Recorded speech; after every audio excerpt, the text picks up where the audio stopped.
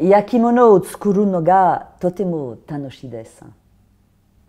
Ça veut dire fabriquer de la poterie, de la céramique, c'est tellement agréable.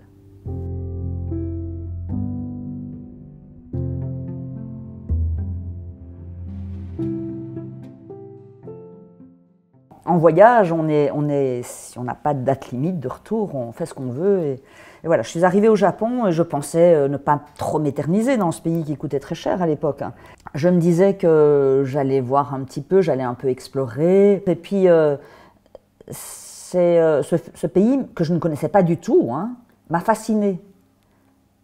Il m'a fascinée tellement que j'ai voulu rester plus longtemps, et puis j'ai rencontré des potiers, puis aussi pendant 2 ans j'ai appris le japonais. Ça m'a donné cette envie de liberté et de vivre de ce que j'aimais en fait. Je trouvais que c'était très important de suivre ses rêves en fait. Et moi mon rêve c'était d'être libre et de faire ce que j'avais envie de faire.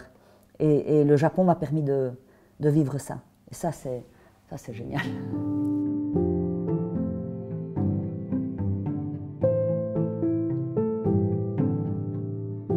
Et en fait, quand je suis rentrée après quand même longtemps, plus de 20 ans à l'étranger, donc il fallait que je me réinvente. Et je ne savais pas trop, j'étais un peu perdue. Et puis j'ai mis du temps quand même à réaliser que je voulais continuer à être céramiste et essayer de transmettre, parce que j'en ai vu une opportunité aussi en Belgique de transmettre. S'il n'y a pas la vente, au moins il y a un intérêt pour l'apprentissage. Mais voilà, le partage, ça faisait partie de ce que j'avais envie de faire dans un second temps, quoi, comme ça, après. Une autre profession. C'est autre chose, de faire et de partager. Et l'artisanat, on voit la main de la personne qui a créé la pièce. Et ça donne vraiment un supplément d'âme à la pièce. C'est les défauts qui donnent la beauté à la pièce.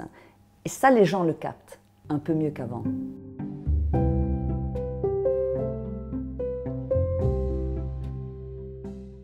Mammouth.media. Mammouth.media ? Tu connais pas ?